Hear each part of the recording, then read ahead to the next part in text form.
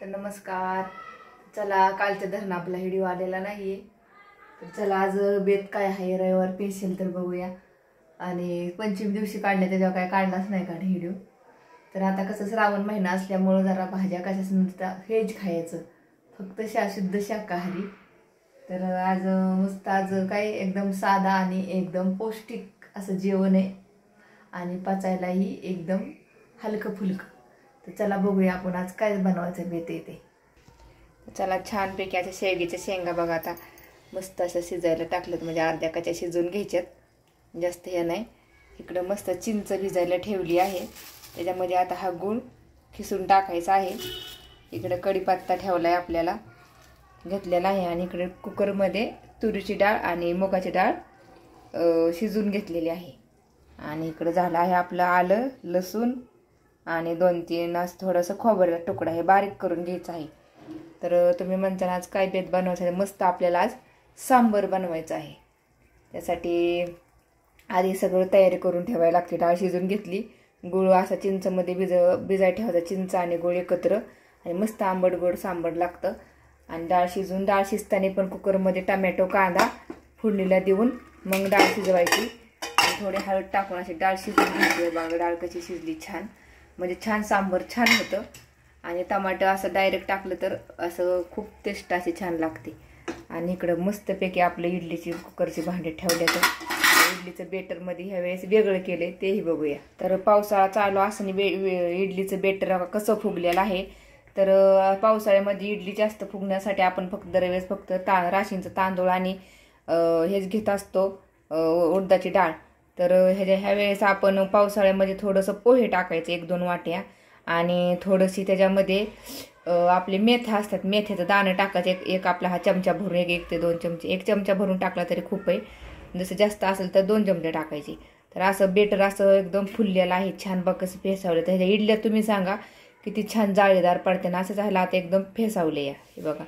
तर हे रात्री भिजत ठेवलं होतं, सकाळी वाटले आणि संध्याकाळी करायचं. तर सकाळ करायचं असलं तर आज सकाळी भिजत टाकायचं, रात्री वाटायचं, सकाळ करायचं. तर असं तयारी करायला लागते. आता झटपटीत कसं सांबर बनते ते बघा.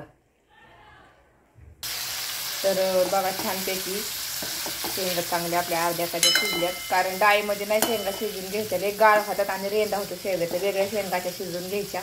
तर जिरी मोहरी आणि कढीपत्ता आलं लसूण पेस्ट खोबऱ्याची चांगली फोडणी आणि सांबर मसाला लाल तिखट हळद छान असायला फोडणी मारलं, आणि मग शेंगा टाकल्यात.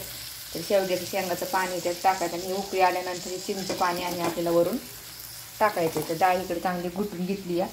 आता हे पण सगळं ओतून घेऊया आणि मस्त एकदम छान असं सांबर बनवूया. तर बघा कसं झालं सांबर, एकदम छान आणि एकदम तरीबार मस्त असं. वरून थोडी बारीक चिरलेली कोथिंबीर टाकली चिरून, आणि गूळ आणि चिंच पण टाकलेली आहे. एकदम पातळ पण आणि एकदम घट्ट बी नाही. असं टमाटे ह्याच्यामध्ये शिजाय टाकायची डाळीमध्ये, असा कलर येतो सांबरला, एकदम छान आणि एकदम पौष्टिक. तर आता हे पटपट आता इडलीचं बेटर हे मी वाटलेलं बघा कशी जाळी पडतील, कशी इडली निघते तेही बघा.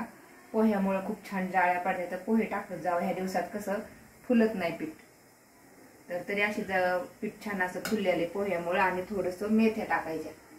आता झटपटीत आता या कुकर लावून घेते मी, बघूया इडल्या कशा बनतात.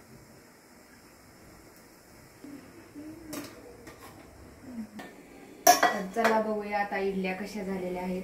तर इडली बघा कसं फुगलंय बेटर, इडली कशात फुगली. आणि दुसरी गोष्ट म्हणजे एकदम सॉफ्ट बघा. तर हे चाकू असा लावून हे करून बघायचा. या चाकूला चिटकलं नाही म्हणायचं, तर म्हणायचं इडल्या झाल्या. चिटकलं तर माझ्या इडल्या शिजलेल्या नाही. तर मस्त आपली इडली शिजलेल्या आहे आणि टम्म फुगलेल्या आहे. तर अशा झटपटीत पटपट काढून घ्यायची सगळी बघा थाळ्या छानपैकी. आणि गरम इकडे सांबर बी झालेला आहे हे बघा सांबर. सगळ्यांनी गरमागरम इडल्या खायला या. हे थोडंसं थंड झाल्यावरच इडल्या काढायच्या, नाहीतर मग असे चिटकून बसतात. थोडंसं थंड होऊन द्यायचं याला, मग ह्याचं चाकूने असं व्यवस्थित काढायचं.